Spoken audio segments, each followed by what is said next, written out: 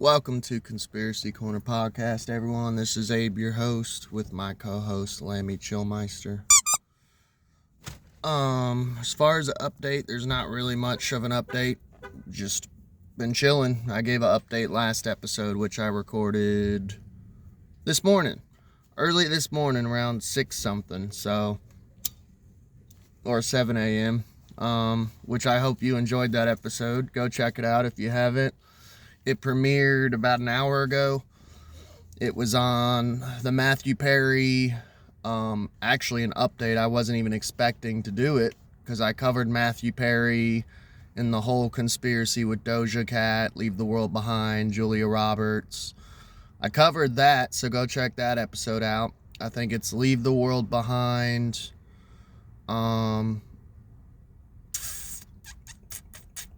I can't remember. Just go check out. There's a whole playlist of Leave the World Behind. So I did 2 episodes on Matthew Perry. Yeah, as far as just updates, I'm going to do a little update for the channel. This is all channel related stuff. So I got some comments from I like to respond to comments during intros sometimes just because, I don't know. I like when I get communication with you all. For one, it helps with the algorithm. It's engagement. 2, lets me know what you guys think. Sometimes I forget certain things and I say, well, if you're in the comments, do you know what it's called or whatever? I get a little scatterbrain sometimes. By the way, today's date is August 19th, 2024. And the reason I tell the date is because I'm uploading to Rumble right now, and I will be uploading to BitTube later. And it helps because it's all going to be from episode 1 on, so older episodes. So go sub to me on Rumble because there's a lot of older episodes that got deleted off of YouTube that are over there now, sadly. But thank you to a John Dreffall for letting me know life insurance was the document or file on Anthony Weiner's laptop. Life insurance. I appreciate that. And also, Grand Theft Auto London, because it's the same person, we were just commenting back and forth. I wanted that game so bad growing up, but we were not allowed. We got to play Grand Theft Auto from a babysitter. My mom dropped us off at her friend's house, and her son, who was in high school, and looking back on the memory, we were like little kids. He let us watch Wayne's World and let us play Grand Theft Auto 3. And I'm pretty sure, looking back and thinking about it, he was stoned the whole fucking time because his eyes were real droopy. He was just like real quiet, just like giggling here and there. He was cool as fuck though. I don't remember his name. It was my mom's friend, Janet. And her son he was dope. So we played Grand Theft Auto 3. And then on the way home from there, my little brother was basically ratted us out that we had played Grand Theft Auto 3.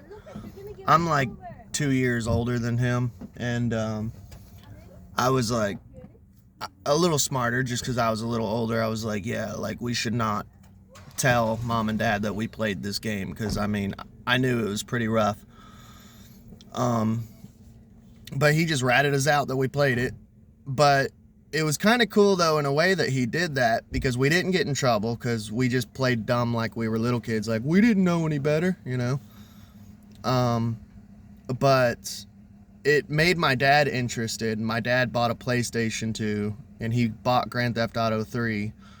And he would let us play every now and then. It was really weird. Like, sometimes he would let us play. Sometimes he'd be like, no, you're not supposed to be playing that. It just depended on if he was in a good mood that day. So we got to play his Grand Theft Auto 3 every now and then. And then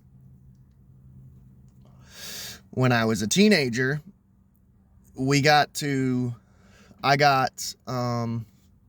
PlayStation 2, and I ended up buying a copy of Grand Theft Auto Vice City. I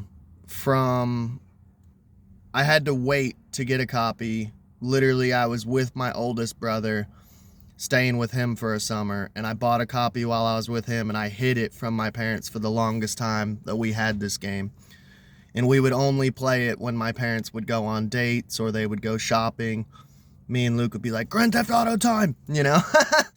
So we would play it, you know, while they were gone.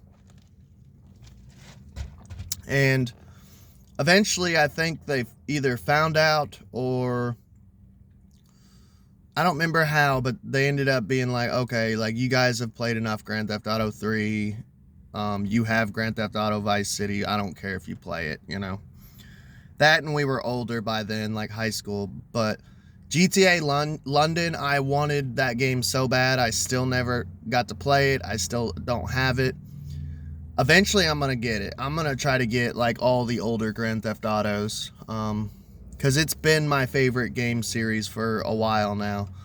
But, yeah, I love GTA, man. Another update for the channel. Right now for free. So go check it out. Right now for free on YouTube. Because we're doing a whole segment. We've been doing a whole segment. Go check it out. It's in a file, a playlist called movie reviews. We're up to like 5 or 6 movie reviews, I believe. iRobot is free on YouTube right now, so we're going to watch and review that because it's conspiracy related. The Conspiracy, which is an awesome movie, a horror movie, kind of like Paranormal Activity. It's filmed that way, like Blair Witch Project. Found footage, that's what it's called. And They Live. All 3 of those movies are free on YouTube, so we're going to watch and review those on like days off when it's rainy or when we're not going out and doing anything. But that's it as far as an update. Let's get on with the episode. So, first story. This one does not surprise me at all. This was brought to my attention by... It was Broken Simulation, I believe, with Sam Tripoli and Johnny Woodard. One of my favorite podcasts. Everything Sam Tripoli puts out is gold. He's like my favorite podcaster ever. I love Sam Tripoli. So go check out Broken Simulation. If you haven't, it's awesome. Tell him who sent you. Maybe he'll give me a shout out. That'd be cool. Maybe, maybe not. And like I said, this story doesn't surprise me at all. Bill Gates, they were talking about it. It came out recently that Bill Gates had to have a chaperone when he was working with Microsoft at like the headquarters and buildings and shit. He had to literally be followed by a chaperone because he was such a pervert and sexually harassing all the women employees that worked there. So I don't know. I just find it funny that all these motherfuckers, these elites, these evil people are like creeps. Like here recently too, Klaus Schwab. Allegations against Klaus Schwab are coming out that he was the same way. Sexually harassing women. I'm assuming that we're working at the World Economic Forum and shit. I don't know what other business dealings Klaus Schwab has, but the point is, like, all these women were coming out against Klaus Schwab saying that he was a pervert and sexually harassing them and shit. And I just think it's funny, like with Bill Gates, I mean, Klaus Schwab, like they're all just fucking pervs. And I'm a pervert, but I don't sexually harass people, if that makes sense. Like I'm a pervert with my wife, who both of these people are married, or Bill Gates was married until she got tired of him going to Epstein Island, and she even said that's part of the reason we're divorcing. I did a whole episode on the Bill Gates divorce. Go check it out. Yeah, I just, like, there's nothing wrong with being a pervert, like, with your wife or your girlfriend. Like, I'll go up, I'll be goosing on my wife, you know, grabbing her titties, grabbing her ass, you know, saying perverted shit to her, you know, like, like sick stuff, you know. But it's my wife, dude. It's behind closed doors. It's not out in public. I've never sexually harassed, like, coworkers or shit like that. Like, I don't fucking get it. And I don't get it either. Like, you got millions of dollars, if not billions. Like, you can just, I mean, it sounds bad, but you guys know I'm pro prostitution. You could just buy a woman. Like, why do you have to creep on your employees? Like, makes zero sense. But I guess that would get into the whole psychopathic mindset of like it's prey almost. Prey, and there's that power dynamic that maybe they like, that the whole power dynamic, like, I'm your boss, you want to move up in this company, you gotta eat my ass or suck my dick or something, you know. Psychopath shit, because we all know these people are psychopaths. But Sam made a good point. Not that he didn't like hearing about that, because to me, I see that as an enemy. So I enjoy hearing gossip when it comes to my enemies. Like, as a person, I explained this to my mother-in-law. She tried to get me to gossip about my own wife one time. And I literally stopped the conversation short. I said, "What are you doing?" She's like, "What?" And I'm like, "You're talking shit about my wife, and you're trying to get me to talk shit about her." "Well, you know it's true what I'm talking about." I said, "I don't care." "Come on, don't you like to gossip? Don't you like gossip?" I said, "No, not really. Not with people I love, not with friends, not with family." I said, "I do like gossip when it comes to Illuminati, evil, satanic, Baal-worshipping elites. Then I like it. Because, for one, I don't know these people. Two, I don't want to know these people. Three, these people are like trying to kill us, you know, at the end of the day. So, of course, I don't mind gossiping and talking shit about people who want to murder and enslave me and castrate me. So, yeah, I'll talk gossip all day about Bill Gates and fucking Klaus Schwab, you know, because they're evil pieces of garbage. But Sam made a good point. Like, you see it in the mainstream media, like little gossip stories, like tabloid type shit, Page 6, whatever, will get out there. But he's like, don't you think that's a distraction? Because at the end of the day, like, Bill Gates is like trying to block out the sun, allegedly, buying up all the farmland, allegedly, and I have to say this for legal reasons. Controlling the food supply, allegedly. He wants like 70 or 90% of all of us dead, allegedly, because of overpopulation. He literally wants to murder us and starve us and control our food and feed us shit water. There's that famous clip of him drinking shit water. He wants to give us fucking like horrible food based off of bugs and shit. They want us to eat bugs. They want us to drink shit. Disgusting stuff. Look at an episode I did called Menu for the New World Order. Well, I just got a tag on my video now because I said those 3 words. These are disgusting people. Like, so they want us to focus on this little gossip shit. Not that sexual harassment is a little thing. I'm not saying that. But sexual harassment on a scale of murder, castration, world domination, blocking out the sun, making people drink shit and eat shit and starving them. giving people injections that will harm them, killing people. The sexual harassment's lower than that. I'm sorry, that's where I say that I'd rather be sexually harassed. Hell, I ain't gonna lie.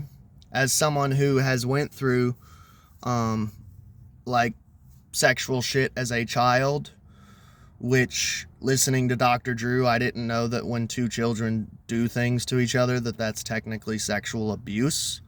I didn't know that. So all these years, I had been sexually abused and didn't know that that was literally classified as sexual abuse. I would rather go through sexual abuse and sexual harassment and actually live in a world where we're not dominated by elite scumbags who want to murder, castrate us, kill us, control us.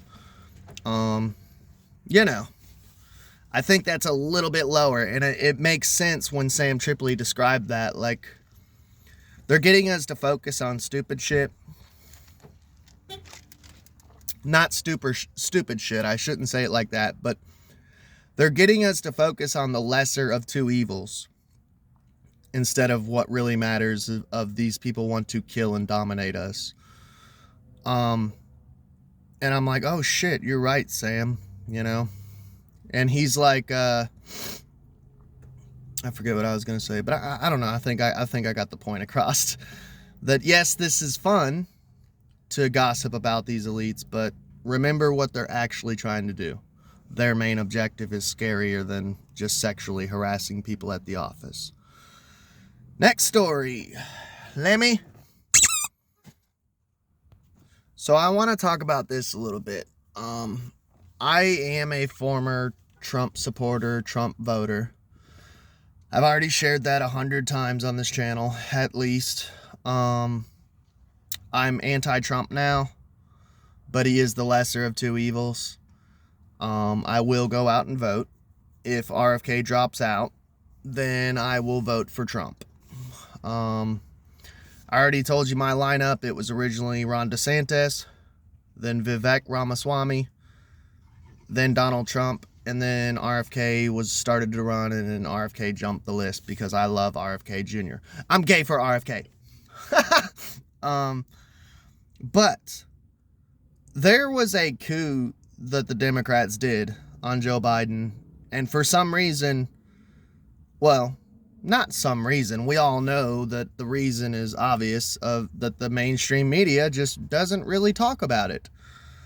You know, during the insurrection of Trump, that's all they talked about. That January 6th was an insurrection. It was an insurrection. It was an insurrection. Okay. First of all, Trump was still president at the time. So let's say it was an insurrection on the government and they were trying to overthrow the government. Technically, Trump was still president. He hadn't stepped down yet. Joe Biden had not taken over yet. So the Trump supporters, the MAGA people, and the QAnon people all insurrected Trump. So shouldn't the mainstream media be celebrating that they did an insurrection on Donald Trump? But no, they said this is an insurrection on democracy, which we're not. We're a constitutional republic. And they keep drilling you with that. This is a threat to democracy. Democracy. This is a democracy. No, it's not. It is not a fucking democracy. And I've explained this to people. When I hear people bring up the D word, I go, We are a constitutional republic, sir or ma'am. This is not a fucking democracy. Because when you start calling it a democracy, you're letting them win. They think that if they say it enough times, you'll start to believe this is a democracy. This isn't a democracy. This is a constitutional republic. And this gets into 1984, changing of words, shit like that. Like, no, we're not playing this game. You're not changing words. You're not changing definitions of dragons from dinosaurs, gene therapy to vaccine. Like, we're not playing this game. Constitutional republic is now democracy. We're not playing this fucking game, dude. You're not doing 1984 on us. You know, you're not doing Newspeak. But anyways, there was a coup that happened to Mr. Joe Biden, President Joe Biden. Nancy Pelosi. Why is it always Nancy Pelosi, by the way? Someone said that she has an IMDb, which is interesting. Nancy Pelosi, we had a leaked phone call a while back talking to her daughter in the back seat of the car, a leaked phone call her daughter was recording about, we could have did more for January 6th. We could have had more people there and blah, blah, blah. Interesting. There was a conversation that she said that the letter that Joe Biden put out about dropping out of the race didn't sound like Joe Biden. We covered this on a previous episode. The signature doesn't match Joe Biden. And she doesn't personally believe that he wanted to drop out and stuff. I don't know. Interesting stuff. Interesting stuff. So that means that the Democratic Party did a coup on the current sitting president. I just think it's funny. I think it's interesting. I wanted to talk about that. The Nancy Pelosi said that it didn't sound like Joe Biden. And the voice recording, too, of calling Kamala didn't sound like Joe Biden, she admitted. Also, someone ran that voice recording through an actual software and it came up like 95% AI. So, I find that real fucking interesting. Next subject. But yeah, needless to say, it's okay when the Democrats do coups, but when the Republicans do coups, it's not okay. Sorry, I had to slip that in there. All right, next subject is the Church of England is now trying to get rid of the word church and replace it with community. So, I just ranted about this in the last segment. 1984. Changing words. And you see it with everything, man. They're now, not we, but they are now trying to call, pregnant women, birthing people. They now for some reason don't know what a woman is. Can you describe a woman? I'm not scientifically or medically qualified to describe what a woman is. Well, last time I checked, they had tits and a fucking pussy. So, pretty simple shit. Birds and the bees, we all learned this when we were like children.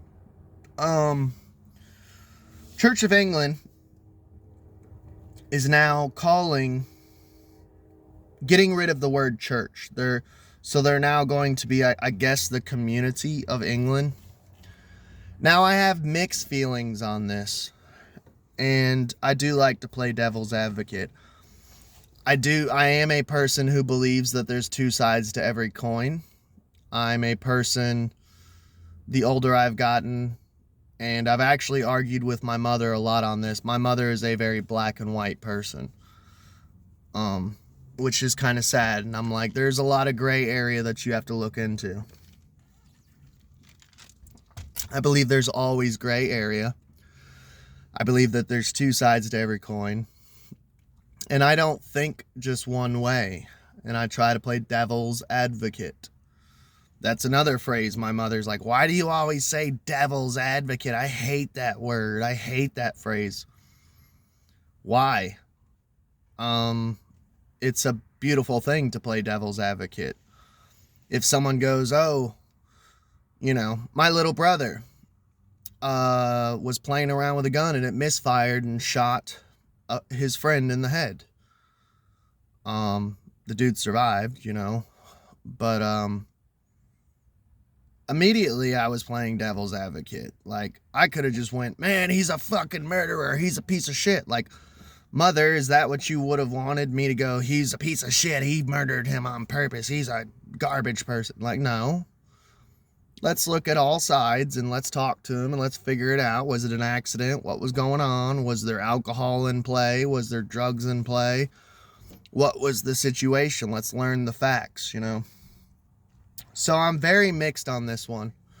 For one, I am proud to be an American. I'm proud to be an American where at least I know I'm free. I'm proud to be an American, but I do not trust and I hate my government. Does that make sense? I love my nation. I love my country. I love some of the people of my country. I love the concept of the Constitution. I love freedom of religion, freedom of speech, Second Amendment, First Amendment. I love what this country was supposed to be, but I despise and hate my government. And I hate, honestly, like 95% of the politicians that are running this country.